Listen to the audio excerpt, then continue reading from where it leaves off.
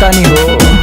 गोली लागत जार हर छेदे लागल, हई सर्दी बेदर्दी हो बेधे लागल। सटाला छुइयो ना पाई सर्दी खांसी ए राजा जी, अरे खांसी ए राजा जी। का करबू तो ढोढ़िए पवार के दुआरा तापिए राजा जी, कि ढोढ़िए पवार के दुआरा तापिए राजा जी।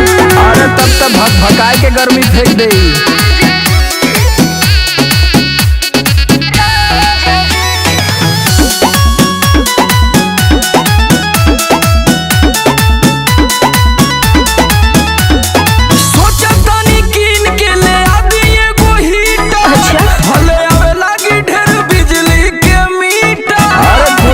काम हो जाई। अरे वो सब के चक्कर में मत करी, झेले परेशानी जेकर होली ना में हो, देह गरम आदि राजा आवतनी ए हो।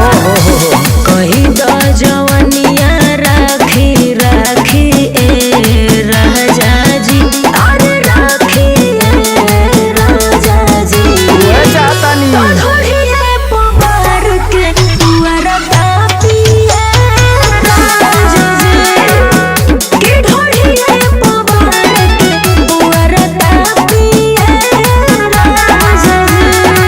अरे ई तो हमके पते ना रहत कि नया कंपनी के हीटर आ गइल बा तोरे पास।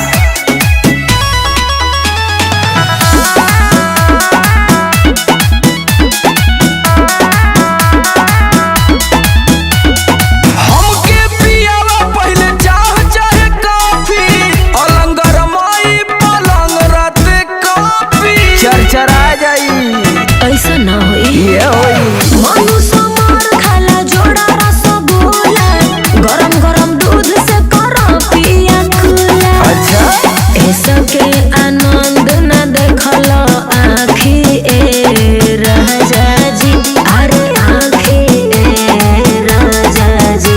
का करी हो तो ढोढ़िए पवार के दुआरा तापिए राजा जी, कि ढोढ़िए पवार के दुआरा तापिए राजा जी।